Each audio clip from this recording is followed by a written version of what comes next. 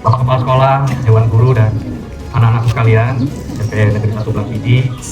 Pada hari ini sengaja saya selaku Kapolres Aceh Barat Daya datang sekolah SMP Negeri 1 Blang Pidi dengan maksud dan tujuan. Yang pertama, kami ingin melihat apakah anak-anak kami khususnya di SMP Negeri 1 Blang Pidi ini sudah tertib dalam berlalu lintas.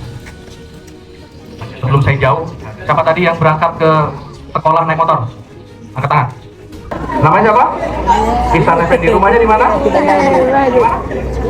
Rumahnya di Panton. Nah, ini salah satu kawan kalian yang berani. Umur berapa sekarang? Umur 12 tahun. Kalau menurut peraturan, umur berapa boleh bawa motor?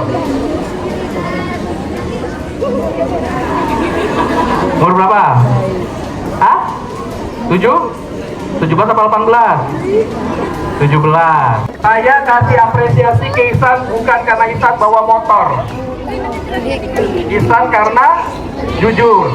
Nah, tapi Ihsan sangat-sangat salah. Ya, sangat-sangat salah. Ada beberapa pesan yang akan saya sampaikan. Yang pertama, sampaikan kepada orang tua untuk tidak memberikan izin atau memfasilitasi anaknya yang di bawah umur untuk membawa kendaraan. Yang kedua, ada beberapa pilihan alternatif untuk aman dalam berangkat ke sekolah. Yang tadi saya sampaikan, bisa melalui antar jemput orang tua, kemudian bus sekolah, naik sepeda maupun jalan kaki. Kemudian kepada pihak sekolah, Bapak Kepala Sekolah dan juga guru, Dewan Guru, sering-sering menghimbau dan menyampaikan kepada orang tua maupun siswanya tentang larangan membawa kendaraan, khususnya kendaraan roda 2.